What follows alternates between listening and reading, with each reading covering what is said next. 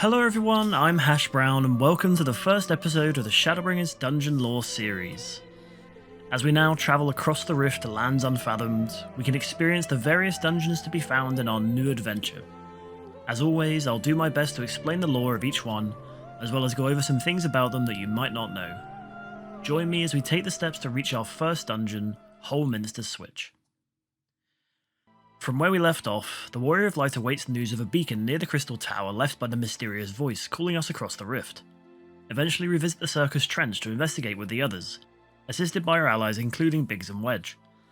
After looking about for a time, we find an odd object with the ironwork symbol upon it, and as we examine it, the voice calls out stronger than ever, finally reaching through to us, and Tataru waves goodbye as we begin our journey. In the floating emptiness between the worlds, we see glimpses of our past, eventually seeing a familiar blonde figure as a bright tidal wave rushes towards her. The Warrior of Light awakens in a mysterious place, with purple trees and grass covering the area. We soon encounter an old peddler, who comments on the time of night despite the bright sky. Although we question him about it, he merely laughs it off and directs us to the Crystarium, and we spot what is unmistakably the Crystal Tower as we approach. Nearing the gate, a long-eared guard appears to question our origin, barring us entry until answering her questions. However, after answering with a city from the source, she denies us, knowing no such place exists. At that moment, an eerie white creature approaches which the guard cuts down at once, and the ring worn by the old peddler drops from its body. Soon after, a man in hooded robes arrives, the very figure we saw in our vision in the Gimlet Dark, who vouches for us and allows us entry to the Crystarium. He apologises for the lack of accuracy in our summoning, and informs us that we are now indeed on the first, one of the 13 shards adjacent to the source. He introduces himself properly as the Crystal Exarch, and begins explaining the recent history of the shard. The sky for one became its constant bright self after the flood of light 100 years prior, in which about 90% of the world was consumed by its unrelenting force. The white creature we saw earlier meanwhile was one corrupted by the primordial light, known as a Sin Eater. Afterwards we are led to the Crystarium proper and asked to take a tour of the city, where we speak to Morin of the history of the first, Catlis, who tells us of the Crystarium's daily life, and Bragi, who helps us learn the first terms for different races. After telling the Exarch of what we learned, he brings us to the Ocular, the same circular room we first envisioned him in. He begins to explain the whereabouts of our allies, and how although they were indeed summoned to the first in part, their corporeal forms are merely tangible spirits that can touch and feel. As we were the intended target for the call, our allies were affected merely by being those with closest ties to us, hence their incomplete forms. The Exarch tells us that Urianger had a vision during his journey, that of a coming calamity involving the First, and the Warrior of Light falling clear as day. It was this that convinced the Scions to maintain their visit to discover a way to prevent the rejoining of the First, discovering that the expulsion of the Sin Eaters is the key. Following this, the Exarch asks us to take a rest in the Room of the Pendants, and on the way he treats us to an explanation of the markets proper, coming up with a way to interact with those on the source. Speaking in an odd language, he calls forth Feo Ul, a pixie of the First with insatiable curiosity. After they examine us, they agree to assist us by carrying a message back home to our friends to let them know of our safe arrival. We then retire to our room, getting ready to rest, when suddenly a ghostly figure materialises, and we recognise him as the Warrior of Darkness whom we once fought when they invaded the source. Amazed we can see and hear him, he explains that after they returned with Nymphilia, she brought them against the flood of light, and her and Ardbit's friends gave up their spirits to halt the flood, leaving him to wander as a spirit. He ponders as to why his senses sharpen once more, and leaves while letting us know that he'll be watching. After this we return to the Exarch, who shows us the layout of Norvrandt, the continent not touched by the flood, and shows us where our allies currently hail. Because Ilmeg and the Raktika Greatwood are much harder to access however, he recommends reconvening with the twins first, with Alphino and Alizé in Kholusia and Amareng respectively. Each twin seems to be investigating a different matter, but both are helping their fellow man wherever they can. We promptly head to Kholusia to find Alphino, doing so after assisting the barkeep Thever with a small task first. We exchange news with him and he informs us of his purpose of slaying the Sin Eaters, and how his travels brought him to Yulmore, the city of pleasures where the rich live out their days without fear. We make our way to Gate Town to see the people clamouring over potential entry into the city, and how they are fed in meal, an odd substance produced by the city. After confronting a young Mistal man, Kai Shear, who stole produce purchased by Alphino, the latter allows him to keep the fruit to trade for pearls for his own entry into Yulmore. We then find a painter on a nearby shore who was cast out from the city, He eventually hands his brush over to Alphino in the hopes that its well-used nature will allow us entry into the city. This plan works, and at the next recruitment for the Jonglers, we successfully gain access to the Pleasure Palace. After registering and meeting our patrons, known as the Chais, the Warrior of Light explores the city while Alphino prepares to set up his portrait for the Chai couple, and we discover that there is great respect between the free and bonded residents of the city, as there is no competition over wealth or power here. After a quick visit to the Beehive, we return to Alphino to find him wearing new garments selected by Dulia Chai, who seems quite smitten with him. The Warrior of Light then pays a visit to the Understory, the military district of Yulmore, and assists a young maiden with her throat, sore after singing for so long. Just then her own patron arrives and understands her woes, vowing to take her before Lord Vorthry for ascension. He explains that the residents believe the Sin Eaters to not only devour the sinful, but to send on the souls of the righteous to a paradise of celestial proportions. After returning to Alphino in the process of him receiving criticism from Chai Nuz about his painting, a scream rings out from above and the crowd gathers to watch Vorthry deliver judgment on the culprit. This turns out to be Kaishir, bleeding from a heavy wound on his arm. Vorthry, who turns out to be an enormous man, sits surrounded by food and Sin Eaters as he watches his prey. He rules Kaishir as a fraud, unable to perpetuate his claim of being a businessman. After Alphino calls out his meaning, Vorthry mocks him, claiming his own word to be the only justice while the crowd applaud blankly. Alphino then heals Kaishir's wound and leaves, after delivering some harsh words to Vorthry, and we eventually head back to the Crystarium after saying farewell to the Chais and Kaishir. Afterwards we head straight to Amarang to find Alizé, apparently working as a guard for the peoples there. We meet Cassard, who runs a trade caravan from the Crystarium, and leads us to Maud Souk, a thriving market run mainly by the Maud, the first equivalent of the kobolds. After teaching us the way of the market, Cassard presents us with a gift from the Exarch for the traditional cracking of the coin purse, a Vobert gold piece. This draws the attention of the entire market, but Gengen, a local Maud, tells us to spend the gold at Rumron for a full belly of food before we move on. We examine their exotic wares and have our fill, returning to Gengen and Cassard after we finish up. We assist the latter with collecting his purchases of ore and other goods, returning to him again to find him still caught up in another matter requiring his attention. Thankfully, a friend of his arrives by the name of Tesleen, a carrier of sorts who offers to guide us the rest of the way to Alizé, further south in Journey's Head. Along the way we defend her from the wild coyotes out to get her purchased goods, and we reach the small collection of high rocks in which the settlement lies. Looking around, it appears to be a reasonably shabby place, but the peoples there are as vehement as ever about protecting their lot. The inn also serves as a final resting place of those affected by the Sin Eater attacks, who live out their days until they turn into the abominations. Once Tesleen drops off her purchases, she suggests we find Alizé to hear a proper explanation of their situation, and directs us to the watchtower to the south where she usually starts her patrol. Although we don't find her there, we follow the recent footprints until they come to a halt where we spot a Sin Eater fleeing from a familiar voice. Alizé jumps from atop a pillar, spotting us as she falls, and gives chase to quickly slay the monster. After catching up with her on news from the source, she explains the wall of light that was eventually halted by the Oracle, once threatening to consume the world in its entirety. She also tells us of the true origin of the Sin Eaters, how they were all once people or creatures consumed by the light, and that the worst of the Sin Eaters can even implant light in their victims, forcing a change that warps them into another abomination. After this we assist her with the rest of her patrol, slaying a few more Sin Eaters and returning afterwards to Journey's Head to report in to Tesleen. We offer our help to examine some of the afflicted peoples, all of whom are unresponsive or seemingly unaware of where they are. Tesleen seems to think that Howrick, a young Aura boy, is nearing the time of transformation, and Alizé offers to visit Maud Souk and run any errands the former might need along the way. Tesleen requests the purchase of a nectarine, and so we head off to fetch it. We pick one up from Ron while Alizé also purchases a jar of honeyed worms, using it to bribe the guard blocking the entry to the tower in Maud Souk. At the top she points out the vast emptiness beyond the wall of light, and how life would be unable to thrive there. Her attention turns to the nectarine, Howrick's favourite fruit, and she tells us that when those afflicted near the time of their transformation, the carers tend to give them one of their favourite foods laced with a deadly poison to be able to ease them away instead of suffering a crueler fate. Returning to Journey's Head once more, Tesleen thanks us and understands that we know the meaning of the nectarine, and offers us the welcome meal that was long delayed since our arrival. Tesleen offers us extra bowls of stew, and explains how she first came to the inn with her mother, one of the afflicted at the time, and the great grief it brought her. When she finally went, however, Tesleen felt thankful that she at least had a peaceful end. She then mentions the Warrior of Darkness and tells a version of a poem told to them as children about how one day they would arrive and treat all as equals. At that moment, however, the afflicted peoples look to the sky simultaneously, and another carer arrives, very worried about Halric, who seems to have disappeared.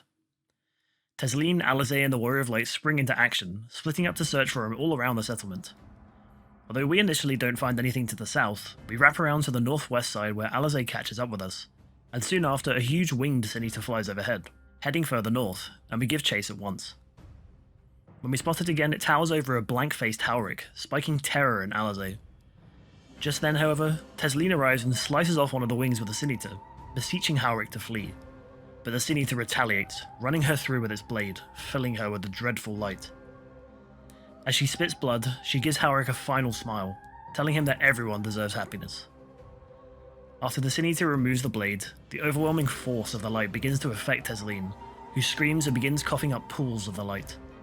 Her mouth wrenches open in a horrible gaze, with her face suddenly melting and deforming, eventually retreating into one of the feathered cocoons seen when new Sin Eaters are born. She emerges as a newly formed one of their kind, winged and with eyes empty. As the larger Sin Eater takes flight, Tesleen gives a final look at Alizé, begging her forgiveness, before following it away and leaving Halric still staring. We return to the inn and fill in the carers of the situation, and Alizé decides quickly that she must leave the sands for now, giving Halric a final farewell with a new destination in mind. We follow her and finally return to the Crystarium once more, meeting back in the Ocular with plans now set in motion. After regrouping with the Exarch, he explains the potential weakness of the Sin Eaters, the ones known as the Light Wardens, which the lesser Sin Eaters flock to. Similar to Queen Anne's, the belief is that if one could defeat the Light Warden, the rest of the Sin Eaters would naturally disperse with no de facto leader to turn to. Alphino worries about Yulmor's stance, considering that Vorthri seems to be on the side of the Sin Eaters, and after the Warrior of Light seems unsure, the Exarch gives a proper explanation of the cause of calamity, and of the ones that have already come to pass. As he finishes, however, Lena bursts into the room and announces an attack from the Sin Eaters on Holminster Switch. The Exarch accepts the request for reinforcements, and asks us to accompany him to the hamlet. Located to the north in Lakeland, Holminster Switch is a village known for its livestock and crop fields. Although the attack of Sin Eaters is always present, many of its inhabitants chose to stay in the familiar lands for its soil, and the place often traded their goods of wheat and dairy for protection from the Crystarium, leading to a cooperative relationship between the two. The Warrior of Light makes their way north in Lakeland past Fort Job, and eventually arrives at the slightly open gates leading to the Switch. Our allies await us there, and the Exarch asks Lena of what to expect inside. The captain responds that due to the vast number of Eaters, only about half the population was able to be evacuated, and the scale of the attack is such that a Light Warden possibly leads it. Reveling at the chance to slay one so soon, Alizé appears ready, but Lena informs the group that defeating a Light Warden releases the terrible light within, which latches onto the nearest entity, consuming them and becoming its new vessel. The Exarch asks her not to worry about that particular issue, and Lena relents and requests to join the group, as the Exarch declares that once we find the Light Warden, we strike to kill, and turn to enter the invaded hamlet.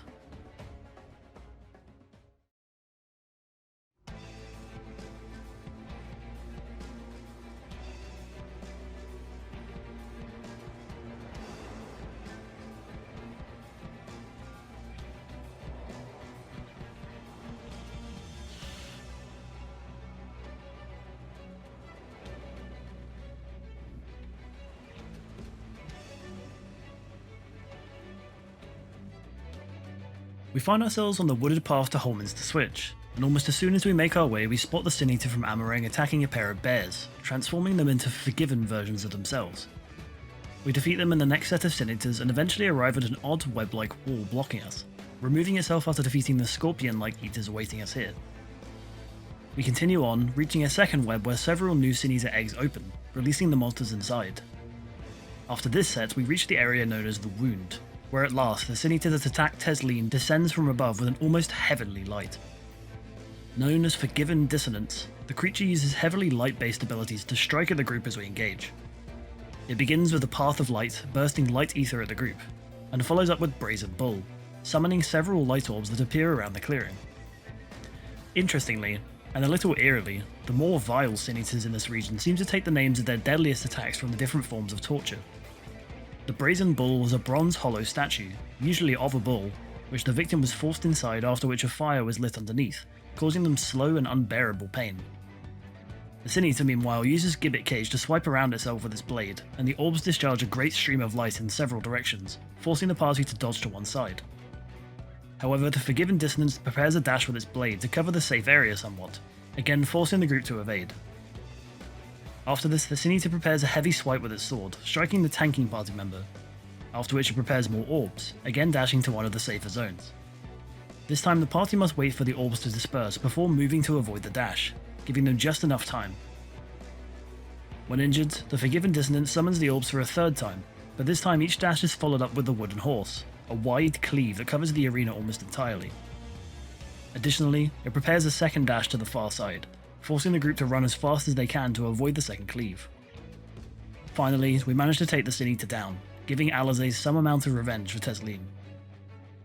Moving on, we see smoke billowing from across the plain as we head into the farmlands of the Switch, and on both sides we see a multitude of the Sin Eater cocoons, recent victims from the attack that turned similar to the rest. We also encounter the fleeing citizens who manage to avoid the attack, screaming for help as they run. In the narrow path along the burning fields we encounter more Sin Eaters, each more vicious than the last, eventually reaching a blocked gate which a bull-like eater soon smashes through. Along with the cocoons here, we also spot the unfortunate souls that simply perished at the attack, although some may have chosen to do so instead of suffering the fate of becoming a Sin Eater. After defeating another group of the Eaters, we reach the top gate leading into the village proper, and upon the next clearing we spot an all too familiar figure waiting to stop us. Tesleen, her form warped almost beyond recognition, screeches as we engage her too in combat, past the point of saving. She opens with Skold's bridle, damaging the group, and sharing a name with a punishment device used to silence women in the 16th century. Following this, she uses Fevered's flagellation, dashing to and slicing the party one by one, catching any in her path. After another Skold's bridle, she uses Exercise, forcing the group together, and spewing forth several pools of the light-tainted ether. Stepping into these weakens the body, making the victim more susceptible to injury. While the puddles remain, Tesleen follows up with another Fevered flagellation.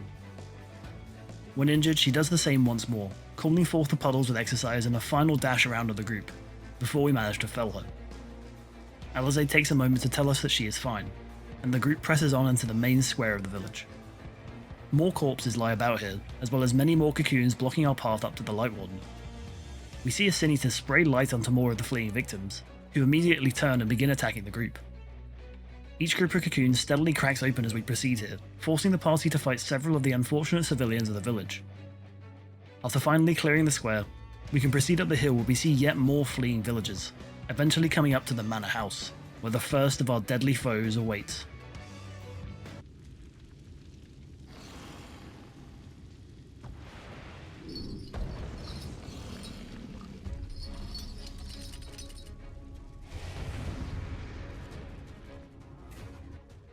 From behind the house, a great white beast leaps forth. Clad in chains and roaring, Philia prepares to attack to turn us two into more Sin Eaters. This beast is rumoured to have been born from an elf that once lived in Lakeland, but was imprisoned within the Hour of Certain Durance, a presumed prison long ago. Thanks to that, the chains around its limbs are said to be those that once kept said elf in their incarceration. The name Philia, meanwhile, is a word for brotherly love in Greek, said to be used for familiarity. This seems morbidly appropriate, as the elf once chained in Lakeland hailed from the town it now devours. The beast opens with Scavenger's daughter, named after another form of torture which was used to compress its victim, in contrast to its standard torture rack. Unsurprisingly, Philia uses its huge forearms to its advantage, employing a head-crushing slam on the tanking party member. It follows up with Pendulum, leaping from the tanking party member to the centre with a slam, damaging any nearby. We soon find out the chains attached to the beast are not just for show, as it soon targets a party member and binds them with its chain, holding them in place while it prepares to drain them of ether. The rest of the group can break the shackle to free the trapped ally, and the beast saps the ether from everything in front of it after a time. After this, it employs its arms again to swipe on either side of itself with a heavy motion. After another head crusher, it attempts to bury its foes alive, slamming down on the party individually, and following up with a blast of light from its huge mouth. When injured, it begins to fight ever more desperately, preparing to unleash a fierce beating on the group. Philia slams its fists, causing tremors in the direction of the slam, at the same time swiping its tail and turning.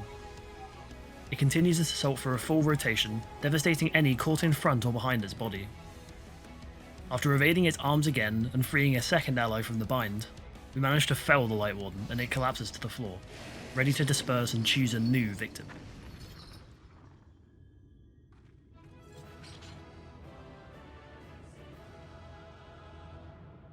As things settle down after the Light Warden falls, Lena warns us of its attempt to release the light ether within. Although she suggests flight, the Exarch tells her not to worry, for with the arrival of the Warrior of Light, someone with the Blessing of Light can now withstand the vast ether that would otherwise consume another. The ether then directs itself towards us, and we successfully absorb it. Glowing a bright white, we raise our hand up as the energy bursts from us, cleaving the sky in two and revealing a true sea of stars behind it, giving Norvrandt its first true nighttime in almost a century. In the Crystarium, the entire populace looks up in amazement at a sky that most had never seen before, with some claiming the arrival of the Warrior of Darkness. In Holminster, the Exarch apologises once more for wrenching us from the source, but beseeches us for further aid in vanquishing and containing the Light Wardens to free the First, and the Warrior of Light agrees. Finally, after Alizé questions the Exarch on his reasoning for such drastic action, we turn to collect the remaining villagers and return to the outskirts of the village, prepared now to face the other Light Wardens that plague the remaining peoples of the First. And that's the end of the story and lore for the Holminster Switch. After a journey between worlds, we regroup with some of our allies and learn of the nature of life in the First. With Alphino, we learn to the corruption and gluttonous way of the people of Yulmor tend to live. While with Alizé, we witness the harsh realities of life for those outside of the major settlements. Now, with one Light Warden vanished, those in Lakeland and the Crystarium can gaze once more upon a sky without light, except the distant twinkle of stars, and be able to rest without having to pull their shutters closed. I hope you enjoyed our first foray into Norvrandt and this first episode of the Shadowbringers Dungeon Lore series. If you did, leave a like and subscribe to the channel for more Final Fantasy XIV stuff, and I'll see you next time for Don Meg.